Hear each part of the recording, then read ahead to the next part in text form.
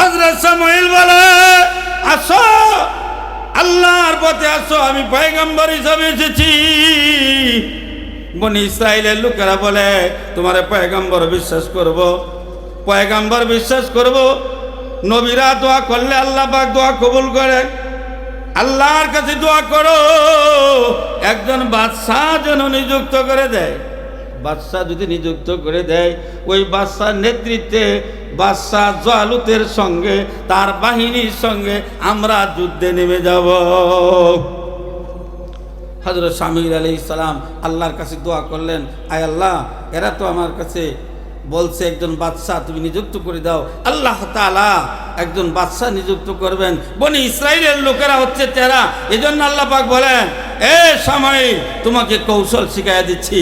তুমি বলো একটা লাঠি তৈরি করো, একটা লাঠি বানাও এবং তাদেরকে বলে দাও এই লাঠির সমতুল্য যারা হবে, এই লাঠির থেকে উঁচাও হতে পারবে না, নিচাও হতে পারবে না, এর সমতল যিনি হবে তিনি হবে তোমাদের বাদশাহ। সুবহানাল্লাহ কোন, একটু জোরে বলেন আমিন, আরো জোরে বলেন আমিন। আমার বন্ধুগণ, এই আয়াতের তর্জমা বুঝতে হলে আমার পূর্বে সংক্ষেপে কিছু আলোচনা শুনে নিতে হবে। সেটি হচ্ছে যে আমরা জানি আদম আলাইহিস সালাতু ওয়াস সালাম থেকে নিয়ে এই পর্যন্ত ঈসা আলাইহিস সালাম পর্যন্ত অসংখ্য অগণিত নবী পয়গম্বরদেরকে প্রেরণ করেছেন। তার মধ্যে একজন পয়গম্বরের নাম ছিল হযরত মূসা আলাইহিস সালাতু ওয়াস সালাম। যেই পয়গম্বর মূসা আলাইহিস সালাতু ওয়াস সালাম বিদায় হয়ে যাওয়ার পর উনি যখন পৃথিবীর থেকে চলে গেলেন, মাঝখানে দীর্ঘ সময় কোনো নবী পয়গম্বর পৃথিবীতে আসে নাই।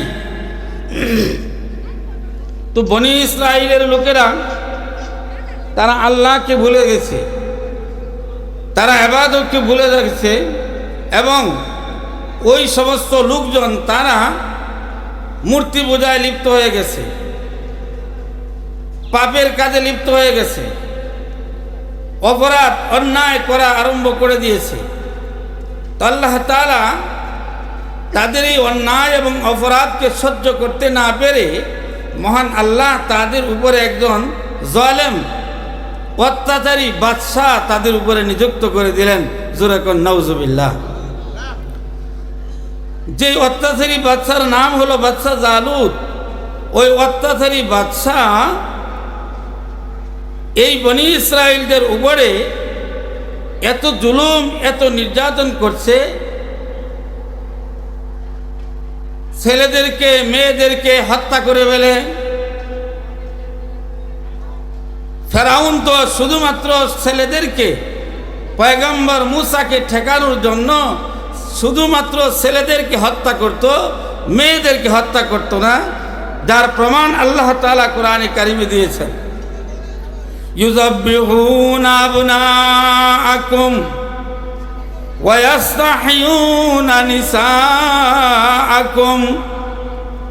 আল্লাহ বলেন ফেরাউন শুধুমাত্র ছেলেদেরকে হত্যা করত, মেয়েদেরকে ছেড়ে দিত। এই বাদশাহ জালুত সে শুধু ছেলেদেরকে নয়, ছেলে এবং মেয়ে এদেরকে হত্যা করে সুন্দরী যুবতী নারীদেরকে তার রাজপ্রাসাদে ধরে নিয়ে যায়। এইভাবে বাড়ি দখল করে, জায়গা দখল করে, সব কিছু দখল করে অত্যাচার নির্যাতনের স্টিল রুল তাদের উপরে চালাইয়া দিয়েছে বাদশাহ জালুত। যেমন আমরা বিগত 15 বছর 16 বছর আমরা দেখেছি এদেশের জনগণের উপরে, এদেশের ওলামায়ে কেরামের উপরে, এদেশের তাওহীদি জনতার উপরে জালেম সরকার কিভাবে নির্যাতন অত্যাচার করেছে। কথা কোন ঠিক কিনা? আরো জোরে বলেন ঠিক কিনা?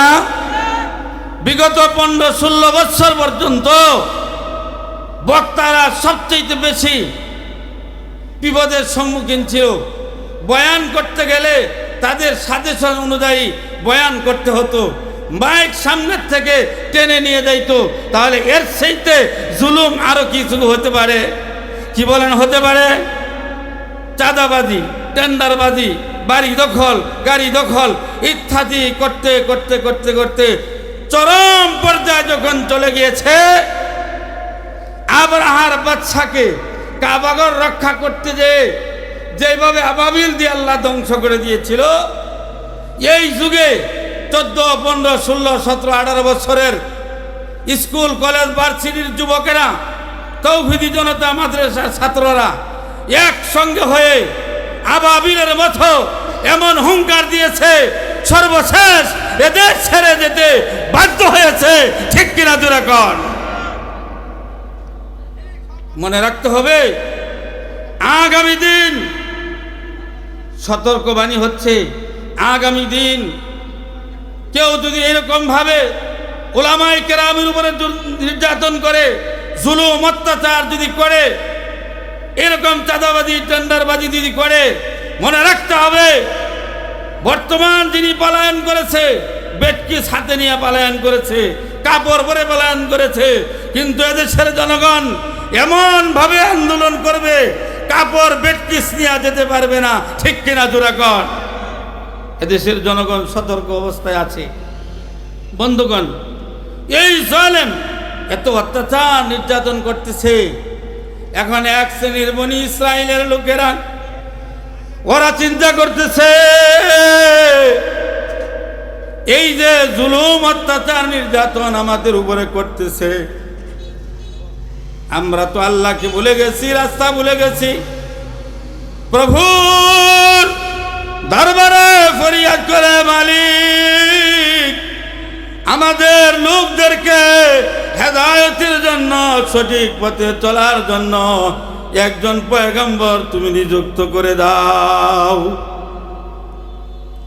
আল্লাহ রাব্বুল আলামিন তাদের দোয়া কবুল করে একজন পয়গম্বর তাদের মধ্যে থেকে নিযুক্ত করে দিলেন, যার নাম হলো পয়গম্বর সামুয়েল আলাইহিস সালাম। হযরতে সামুয়েল আলাইহিস সালামকে আল্লাহ পাকের পক্ষ থেকে তিনাকে নবী বানাইয়া দিলেন। জোরে কোন সুবহানাল্লাহ। বনি ইসরাইলদের সামনে যায় যখন বলেছে, আমি হচ্ছি নবী, আল্লাহর পক্ষ থেকে মনোনীত নবী, বনি ইসরাইলের লোকেরা বলে, তুমি নবী, এটা আমরা বিশ্বাস করি না, তোমাকে নবী হিসাবে আমরা স্বীকার করতে পারি না। এবার ডাক দিয়ে বলে, কেন স্বীকার করবে না? আল্লাহর পক্ষ থেকে আমি নবী হয়ে এসেছি, অতএব আমি যেই দিকে তোমাদেরকে আহ্বান করব ওই দিকে তোমরা ফিরে আসো, জুলুম নির্যাতন অত্যাচার সব দূর হয়ে যাবে। যেইভাবে উলামায়ে কেরাম লোকদেরকে আহ্বান করেছিল, মূর্তি তৈরি করিও না, এটা ঠিক না, এই কাজ করো না, ওইটা করো না, কিন্তু উলামায়ে কেরামের আহ্বানে সাড়া দেয় নাই। আপনারা বলুন তো, এদেশে কোনো মূর্তি আছে না নাই? কি কোন আছে? হুজুররা ভাঙছে, কথা কন না হুজুররা। ওই যে হুজুররা ওয়াজ করেছিল, দেশ স্বাধীন হওয়ার পরে হুজুরদের মূর্তি ভাঙতে হয় নাই। এদেশের যুবকেরা ওই মূর্তিগুলাকে কেমন ভাবে অপমান অপদস্থ করে ভেঙেছে, নিজেরাই চোখে দেখেছে। ঠিক কিনা জোরে কন? হযরত সামুয়েল বলে, আসো আল্লাহর পথে আসো, আমি পয়গম্বর হিসাবে এসেছি। বনি ইসরাইলের লোকেরা বলে, তোমার পয়গম্বর বিশ্বাস করব, পয়গম্বর বিশ্বাস করব। নবীরা দোয়া করলে আল্লাহ পাক দোয়া কবুল করে। আল্লাহর কাছে দোয়া করো একজন বাদশাহ যেন নিযুক্ত করে দেয়। বাদশাহ যদি নিযুক্ত করে দেয়, ওই বাদশার নেতৃত্বে বাদশাহ জালুতের সঙ্গে তার বাহিনীর সঙ্গে আমরা যুদ্ধে নেমে যাব। হযরত সামুয়েল আলাইহিস সালাম আল্লাহর কাছে দোয়া করলেন, আয় আল্লাহ, এরা তো আমার কাছে বলছে একজন বাদশাহ তুমি নিযুক্ত করে দাও। আল্লাহ তাআলা একজন বাদশাহ নিযুক্ত করবেন। বনি ইসরাইলের লোকেরা হচ্ছে তেরা, এজন্য আল্লাহ পাক বলেন, এ সামুয়েল, তোমাকে কৌশল শিখাইয়া দিচ্ছি, তুমি বলো একটা লাঠি তৈরি করো, একটা লাঠি বানাও এবং তাদেরকে বলে দাও, এই লাঠির সমতুল্য যারা হবে, এই লাঠির থেকে উঁচাও হতে পারবে না, নিচাও হতে পারবে না, এর সমতল যিনি হবে তিনি হবে তোমাদের বাদশাহ। সুবহানাল্লাহ কোন? সামুয়েল আলাইহিস সালাম ঘোষণা করে দিলেন, এ যুবকেরা, বাদশা নিযুক্ত করার জন্য আল্লাহর পক্ষ থেকে সিদ্ধান্ত হয়েছে। কি সিদ্ধান্ত? এই লাঠির নিচে এসে দাঁড়াও, এই লাঠির সমতুল্য হইলে, দেখছেন না সেনাবাহিনীতে লোক নেই সম, লাঠিতে মাপ দেয় কি দেয় না, এটা সমতুল্য হতে হবে।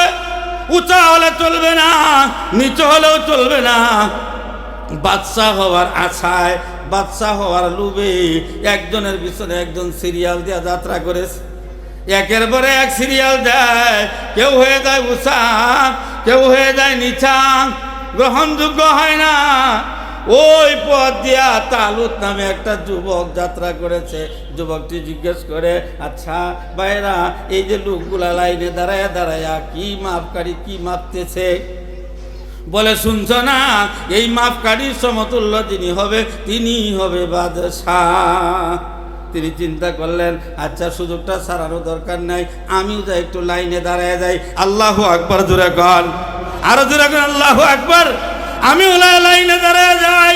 ওই যে ইব্রাহিম আলাইহিস সালামের মতো বিশ্ব সুন্দরী বিবি সারাকে যখন নাকি বিয়ের জন্য তার পিতা বলেছে, বিশ্ব সুন্দরী বিবি সারা বলে, বাবা আপনি কোথায় জামাই ঠিক করবেন আমার জন্য? আপনি বলে দেন ছেলেরা যেন যারা আমাকে বিয়ে করতে চায় লাইনে যেন দাঁড়ায় যায়, আমার স্বামী আমি নিজেই পছন্দ করে নিয়ে যাব। ঘোষণা করে দিল, লাইনের মাঝে দাঁড়ায় গেল যুবকেরা। আর বিশ্ব সুন্দরী বিবি সারা বান্ধবীদেরকে নিয়ে যুবকদের দিকে তাকায় তাকায় দেখতেছে। এ বন্ধু, লাইনের অর্ধেক পর্যন্ত চলে গেছে, বিবি সারার যুবক পছন্দ হয় না। বান্ধবীরা বলে, বুঝতে পেরেছি তোমার কপালে মনে হয় জামাই নাই, এত সুন্দর সুন্দর ছেলেরা একটা ছেলেও তোমার পছন্দ হয় না, কপালে জামাই নাই।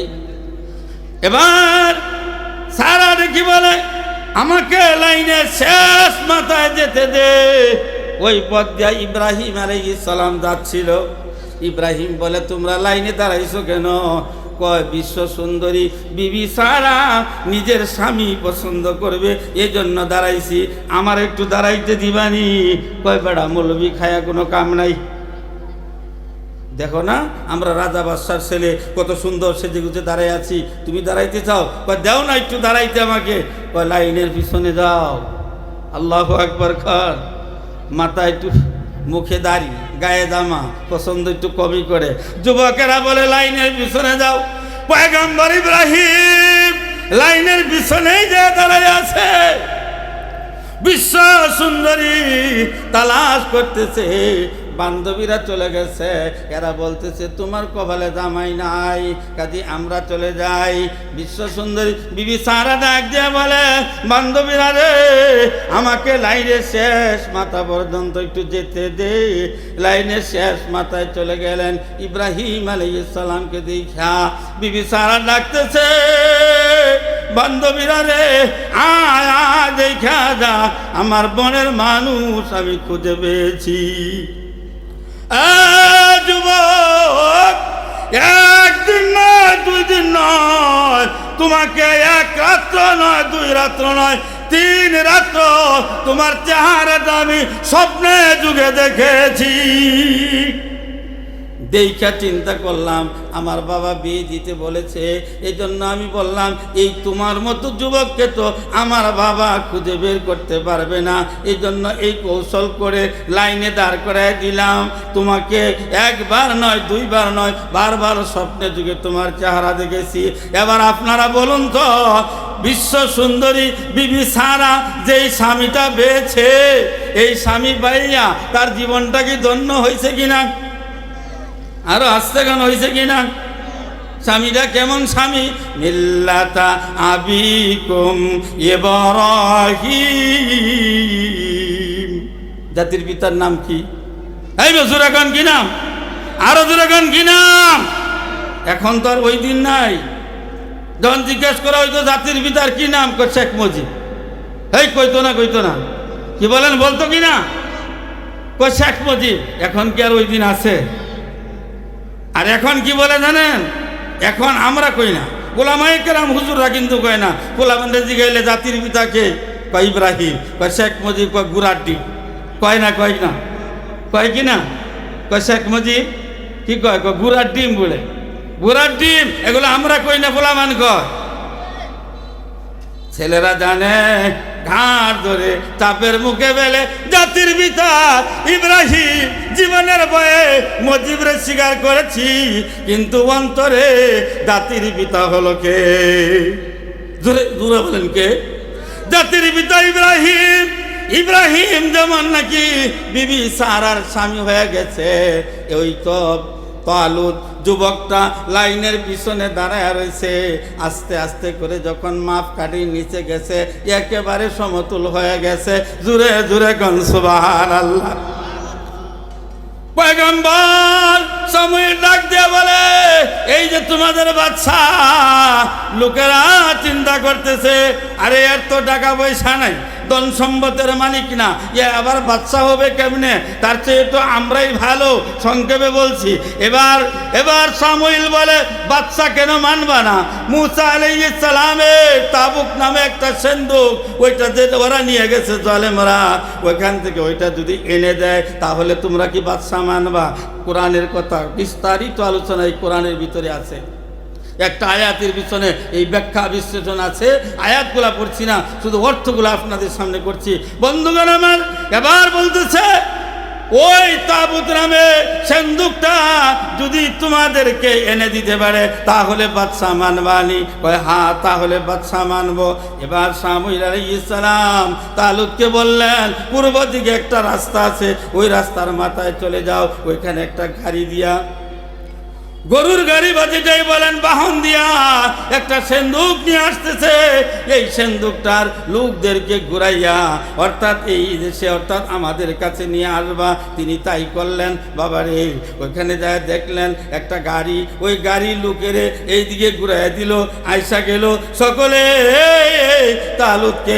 এক বাক্যে বাদশা বলে স্বীকার করলো সুবহানাল্লাহ এবার ডাক দিয়ে বলে তোমরা না তালুতের সঙ্গে যুদ্ধ করবে চলো চলো আমি যুদ্ধের প্রস্তুতি নেওয়ার জন্য অনুমতি দিলাম একজন নয় দুইজন নয় ৮০,০০০ তাফসীরে মারিফুল কোরআন তাফসীরে মুজিজাতুল কোরআন তাফসীরে আনোয়ারুল কোরআন নুরুল কোরআন এর ভিতরে আছে ৮০,০০০ যুবক যুদ্ধের জন্য প্রস্তুত হয়ে গেছে বাদশা তালুত ঘোষণা করে দিল ৮০,০০০ যুবক তো একত্রিত হইছ যুদ্ধের ময়দানে যাইতে শুরু করবা মাঝখানে কিন্তু একটা নদী পড়িয়া যাবে ওই নদীর মধ্যে ওই নদীটা পার হয়ে যেতে হবে নদীটা পার হয়ে যাইবা আমি নিজেও যাব সকলেই যাবে কিন্তু আল্লাহ পাকের নির্দেশ হলো ওই নদীর থেকে পানি পান করতে পারবা না লোকেরা বলেন কি পানি পান করা ছাড়া তো যাওয়া যাবে না এবার বলে পানি যদি পান করতে চাও এক অঞ্জলি মানে এক সেউল এর বেশি পানি পান করতে পারবা না এর বেশি পানি পান যদি করো তাহলে যুদ্ধের ময়দানে যেতে পারবা না বাইরে আমার চলতেছে এইবার পানি পান নদী আসলে পানি পান করতেছে এমন ভাবে পানি পান করেছে ৩১৩ জন লোক বাদে ৩১৩ জন লোক এরা ব্যতিরে বাকি সবগুলা ইচ্ছা মতনে পানি পান করছে নদীর কিনারায় রয়ে গেছে যুদ্ধের ময়দানে যেতে পারে নাই এই ৩১৩ জন লোক নিয়ে যুদ্ধের ময়দানে রওনা দিয়েছে আমার ভাইরা ওইখানে ছিল হযরতে দাউদ আলাইহিস সালাম বালক মানুষ তাদের সঙ্গেও তিনি যেতেছিলেন ভাইরা আমার হযরত দাউদ আলাইহিস সালাম তিনিও সামনের দিকে যেতেছিলেন রাস্তায় ৩টা পাথর পাইছে এই ৩টা পাথর কথা বলে ইন্নাকা বিনা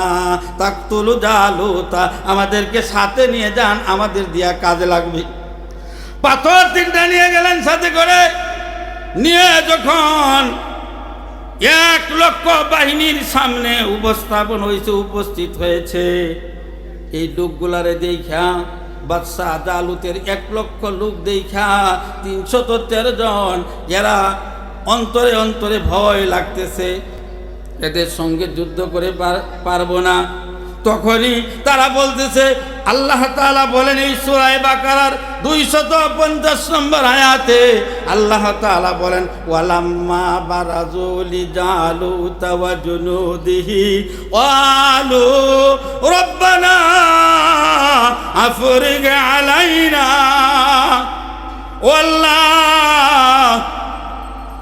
এদের সামনে যুদ্ধ করে টিকতে পারবো না, আমাদেরকে সাহায্য করুন, আমাদেরকে যুদ্ধের ময়দানে অটল রাখুন।